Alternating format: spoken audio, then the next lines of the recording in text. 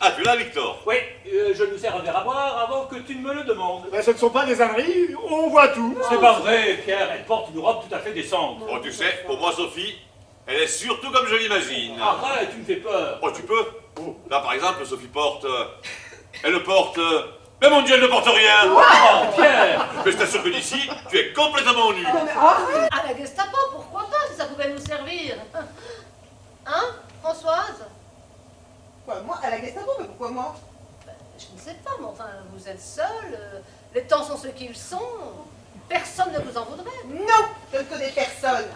Je me débrouille très bien toute seule. Je n'ai encore jamais rien acheté avec mes jambes. Merci pour elle. Non mais, le docteur a raison. Nous sommes tous des patriotes, de bons Français. Nous aimons notre pays. Oui.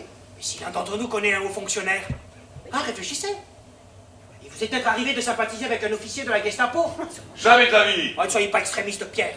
Il y a des tas de gens qui connaissent des gens de la Gestapo, ils n'en meurent pas. Au contraire. Et moi, je sais que si je me noyais et que quelqu'un me tendait la main, eh bien, Gestapo ou pas, je ferais pas la fine bouche, hein, parce que dans ces cas-là, hein, voilà.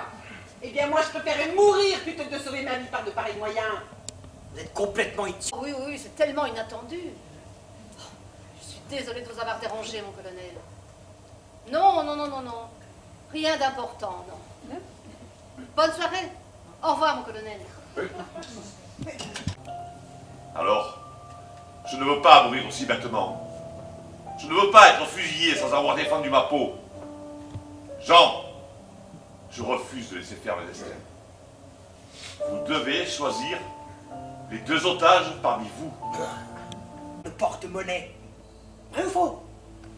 L'argent peut tout. Il suffit d'en avoir. Françoise, je sais que vous avez un frère malade. Vous pourriez considérablement améliorer son quotidien. Vous pourriez confier ce chèque à une personne de confiance parmi nous, qui le lui remettrait en main propre. Victor, Sophie, l'un de vous pourrait se sacrifier pour l'autre, non? Vous pourriez donner votre vie. Vincent, Moi, Françoise, comme ça. Combat nous fait tous fusiller, je vous le dis tout de suite.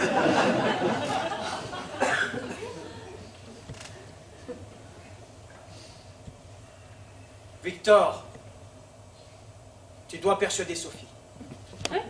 Et Max qui n'arrive toujours pas. Et pourquoi voudriez-vous qu'il arrive maintenant? Parce que Jean considère que si Max arrivait, il augmenterait nos chances de survie. Mais c'est logique. Bah oui. À partir du moment où le nombre d'otages n'augmente pas, je préférais qu'on soit plus nombreux. Mais en voilà une idée. Il n'y a pas de raison que nous payions pour les autres. J'ai quelques patients, capitaine Cartier, qui se feront plaisir de venir prendre un petit digestif. Très bonne idée. Vincent, empêche-le de faire ça. Parce que tu crois que Comac laissera entrer ses nouveaux amis? Il ne l'a jamais su. Elle ne lui a rien dit. À 22 ans, j'ai failli me marier. Avant de me rendre à la cérémonie, je suis allé acheter une paire de gants. Le vendeur était beau comme un dieu. Finalement, je ne me suis pas marié. Puis je vous ai rencontré, Sophie, Victor. J'ai ardemment désiré Sophie, plus d'une année. Françoise, tout autant.